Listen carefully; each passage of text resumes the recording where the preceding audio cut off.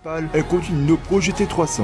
Il n'y a aucune variété, c'est totalement à l'opposé du côté sérieux du film. Alors, une réussite ces films? Eh ben, pas vraiment. Yo les accros des animés, que tu sois une girl ou un gars. Aujourd'hui on s'attaque à la deuxième partie sur Ex-Driver. Donc s'il y en a qui ont raté la première partie, allez la voir. C'est dans les fiches et dans la description. Car sinon vous n'allez strictement rien piger à la vidéo. Et je ne dis pas ça pour faire des vues, au cas où. Bref, c'est parti pour un animé automobile pour Ex-Driver partie 2.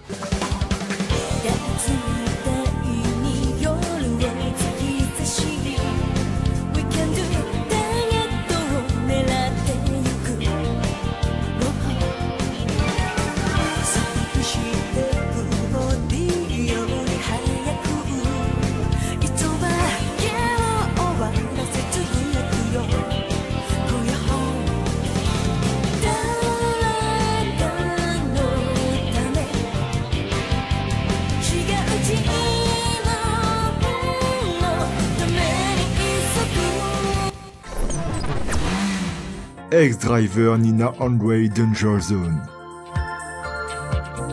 Un short film qui mélange un film avec un ton sérieux et une compilation de blagues. Avant de rentrer dans le vif du sujet, on va parler de ces deux-là. Nina Anna Thunder. Nina à Thunder en Occident. Nina était une ex-driver et faisait partie de l'équipe composée d'elle, de Rei Kazama et de Todosho. Il est chaud le gars! Deux ex-drivers et une ex-rider, avant d'être remplacés par l'équipe de la série principale, celle de Lisa, Lorna et plus tard Soichi. Détail qui n'a aucune importance, elle est passionnée par les jouets, les jeux vidéo et surtout les peluches. Elle est trop kawaii avec ses petites peluches toutes mignonnes chez elle et sur son lieu de travail. Elle deviendra plus tard la supérieure hiérarchique de Lisa et Lorna et les assiste au niveau logistique en récupérant et en envoyant toutes les infos nécessaires à la mission. Elle surveille également les capteurs installés dans leur voiture. Nina est très attachée à Lisa et Lorna, et on s'en rend bien compte que Nina les considère comme ses petites sœurs ou ses filles, car elle est très protectrice et sévère avec eux. Pourtant, un truc chagrine beaucoup de personnes. Rei et Sho continuent de rouler, et Rei continue d'intervenir en cas d'urgence. Alors que Nina, malgré beaucoup de situations où elle peut reprendre la relève en cas d'urgence, n'agit pas. On le voit bien dans l'épisode 5 d'ailleurs, quand c'est le patron qui veut risquer sa vie. On peut donc supposer qu'il s'est passé quelque chose de grave pour que Nina refuse d'intervenir sur le terrain. Alors que pourtant, dans l'épisode 6, on voit bien qu'elle possède encore sa voiture. D'ailleurs, elle conduit quoi? Que ce soit dans Danger Zone, dans les flashbacks de l'épisode 5 ou dans la série principale, elle conduit une Nopro GT300. Vous n'avez aucune idée de ce que c'est ça? En fait, il s'agit d'une réplique d'une Mazda MX-5 NA de course qui a couru en 1998 au Japon Grand Touring Car Champion. Elle est équipée d'un kit Nopro créé pour la course et d'un moteur rotatif Wankel 13B de la Mazda RX-7 FD3S. Celle de Nina, hormis certains stickers, est une réplique exacte de celle de course. Pour ceux qui veulent en savoir plus sur cette Nopro, j'en parle plus dans mon livre 50 voitures de légende sur Amazon. Rei Kazama. Rei Kazama est une ex-rider, donc une motard. Elle conduit une Ducati 900 SS et le premier qui me sort un jeu de mots avec SS... Je descends. Comme dit avant, elle était avec Nina et Sho avant de prendre son indépendance en tant que FA ex-rider avec l'arrivée de la nouvelle équipe. Le permis FA signifie Free Agent, ce qui veut dire qu'elle exerce son boulot sans être liée à aucune base et sans aucune règle. C'est un peu comme les infirmières hospitaliers et les infirmières libérales. C'est le même délire, mais au lieu de soigner les gens, Rei arrête les voitures IA défaillantes. Dans Danger Zone, elle est vraiment à l'opposé de ce qu'elle est dans la série principale. Elle a vraiment un caractère et une apparence de garçon manqué et a d'ailleurs peu de succès avec les mecs à un point où elle jalouse Nina. Ce qui change la Rei badass mais coquine, sexy et chaude de la série principale.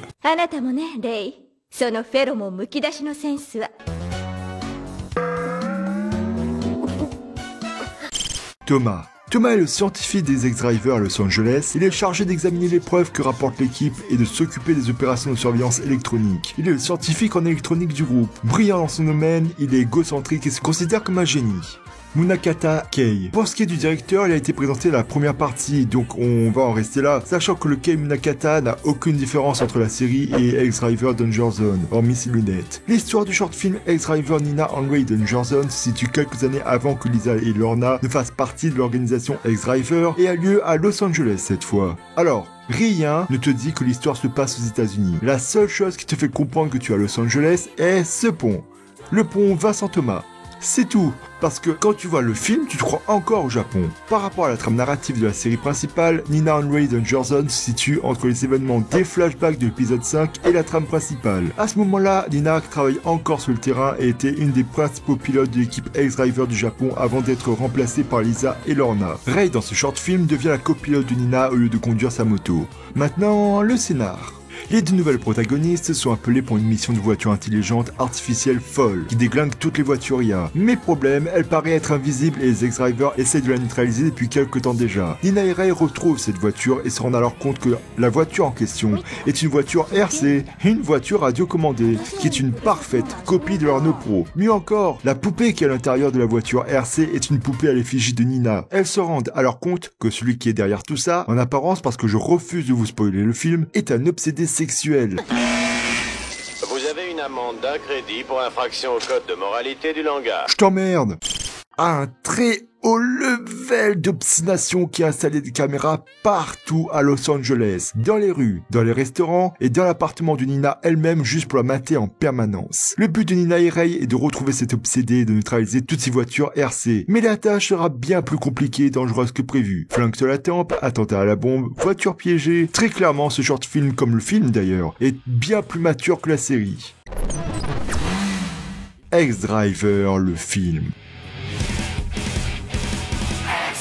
Un film qui devient très sérieux. X-Driver, ce movie, se situe quelques mois après les événements des 6 épisodes. Lisa, Lorna et Soichi, en tant que représentants du Japon, participent à un tournoi mondial des X-Drivers qui se tient à Los Angeles. Oui, encore. Où les meilleurs pilotes d'X-Drivers du monde entier se réunissent pour s'affronter sur la piste. Le problème, c'est que seule Lorna a le droit de participer à cette course. En effet, Lisa et Soichi se tirant toujours à la bourre, et ils ont provoqué un accident où la Super Seven a fait bisous à la Stratos. D'ailleurs, c'est suite à cet accident que la Stratos a reçu un kit aéro. Arrivé sur le territoire US, dès leur arrivée, une voiture folle est signalée. Résultat des courses, la fille de la voiture gifle Soichi d'une telle violence qu'il recule direct, et 5 minutes après, les trois se font embarquer par la police à cause d'une loi datant de notre époque. C'est génial. L'on apprend plus tard que la fille qui a giflé Soichi s'appelle Angela. Elle est la fille du dirigeant d'un sponsor américain. On comprend par la suite que les agissements d'Angela ont un but tout à fait légitime et grave que vous verrez en détail en regardant le film. Il s'avère que l'histoire est encore plus tragique que ce que l'on pense. Alors, une réussite ces films? Eh ben, pas vraiment. Les deux ont une moyenne de 6 sur 10, d'où le fait qu'X-Driver n'a jamais eu de suite depuis 2002. Commençons par le film. Déjà, son titre. Parmi les avis, le titre revient souvent comme un défaut, car The Movie est selon eux un titre trop facile, signe de flemme, et ça se comprend, car pour certains, il s'agit plus d'un épisode spécial qu'un film, et pour d'autres, parce que l'histoire est attrayante et aurait au contraire mérité un meilleur titre. Vient ensuite les dessins en 2D, qui manquent de détails, et les couleurs sont encore trop ternes par rapport aux animés d'époque. C'est loin d'être une catastrophe, mais pour rappel, au même moment sort Full Metal Panic et Ghost in the Shell Standalone Complex. Le recyclage des décors est pointé du doigt, car les deux films se passent à Los Angeles, mais comme dit au début, ce n'est pas très clair pour Danger Zone et on comprend pourquoi. Par souci de coût, ils ont créé cette confusion pour recycler partiellement les décors de Los Angeles pour le long métrage. Autre point souligné par certains avis, que ce soit des avis d'époque comme des avis récents, l'absence de voitures récentes, donc des années 90-2000, car il n'y a pratiquement que des anciennes dans ce film, contrairement à la série principale et à Danger Zone, avec l'Impreza, le trio Supra MRS RX7 FD et la MX5 No Pro. Une fin fait à la va-vite qui te laisse sur ta faim. Bien évidemment, on ne change pas une équipe qui gagne. Lors de la sortie du film, tout comme pour la Sega à l'époque, les gens ont trouvé ce monde ridicule et illogique à l'époque. Le méchant, alors, il n'a plus la caricature du méchant, mais par contre la voiture, elle est digne d'un mélange d'une Hot Wheels fusionnée à la Ford Mustang de Razor de Most Wanted 2005. Dernier point soulevé par les avis, les musiques. Hormis quelques-unes, tout le budget musique est parti dans le short film, car les musiques sont enfantines, style dessin animé de super-héros.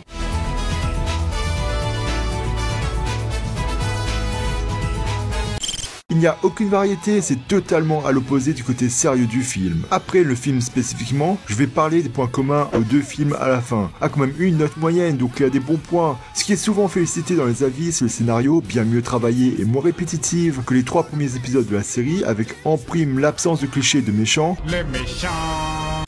car pour le coup le méchant ressemble bien à tout le monde. Il y a les personnages principaux et secondaires qui sont mieux travaillés, on en apprend plus sur eux. Pour les autres points positifs, on verra à la fin. Maintenant, côté Nina and Rain Danger Zone. Point négatif retenu dans les avis, un scénario moins travaillé que pour les films, et tout le monde voulait une histoire avec Todo Show. Des personnages principaux vides qui méritaient qu'on s'intéresse à leur vie, notamment avec le personnage de Rei que les gens considèrent comme trop éloigné de la série principale. En parlant de Rei, beaucoup voulaient la voir sur sa moto, ce qui donne l'impression d'avoir un remake féminin et animé de Deux flics à Miami. Un short film trop court avec une intro faite par Lorna, beaucoup trop longue. Elle fait 3 minutes sur les 26, où Lorna ne fait que parler pour rien. Donc il y a beaucoup de choses bâclées. Un film qui n'est qu'une succession de blagues, certes bien amené pour certaines, il y en a trop en 24 minutes. C'est littéralement Suicide Squad le truc. Une fin... oh mon dieu, une fin qui est juste ridicule et qui dit à la physique. On est au même niveau que Fast and Furious 9 là. Après, les points positifs dans les avis. Une introduction la plus divertissante et stylée, sans chichi et sans remplissage. Une direction artistique au top, avec des scènes vraiment stylées par moments. Une MX5 Nano Pro très bien amenée, avec une 3D magnifique pour l'époque et bien meilleure que celle du film. Des musiques de dingue, et là-dessus je suis totalement d'accord.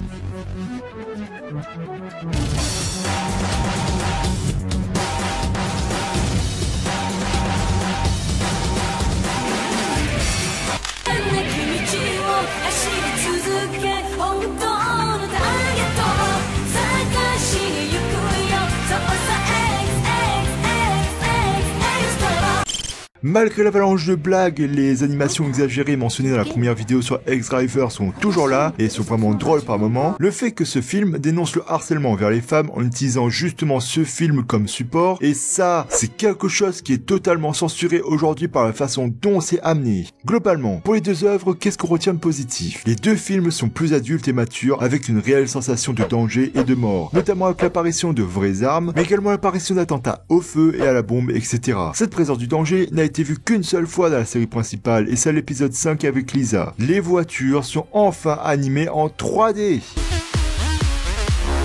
Alors certes, c'est de la 3D d'époque, donc il y a encore une sorte de transition entre les décors et les éléments en 3D. Transition moins flagrante d'ailleurs, côté Nina et Rei. Mais niveau animation, rien à voir avec la série principale, c'est 20 fois plus beau. Le son est un des arguments en commun qui revient le plus souvent dans les avis. Normal, car chaque voiture et chaque effet sont enregistrés sur des vrais modèles. Le son de la Stratos, de la Europa et de la Super 7 sont bien issus de modèles réels. Pareil pour les autres effets et les doublages, qui sont respectivement enregistrés avec des vrais éléments et avec des doubleurs qui ont une très bonne réputation. Et ça, que ce soit la version japonaise ou bien US. La liberté d'expression et d'image qui, encore une fois, est totalement libre. Notamment, comme dit juste avant, concernant Nina and Rain Danger Zone, mais surtout dans le film qui soit est conçu pour faire de l'humour absurde,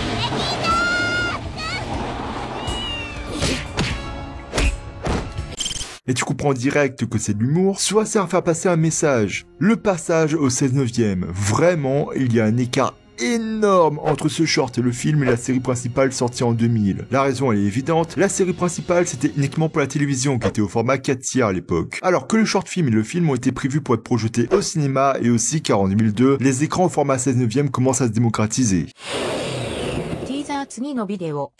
Merci à vous d'avoir suivi tout ça. Dites-moi ce que vous en avez pensé et pensez à me soutenir les gens. Sur ce, bonne journée ou soirée, gardez le sourire car c'est ce qui est le plus important dans la vie. Et je vous laisse avec cette petite séquence.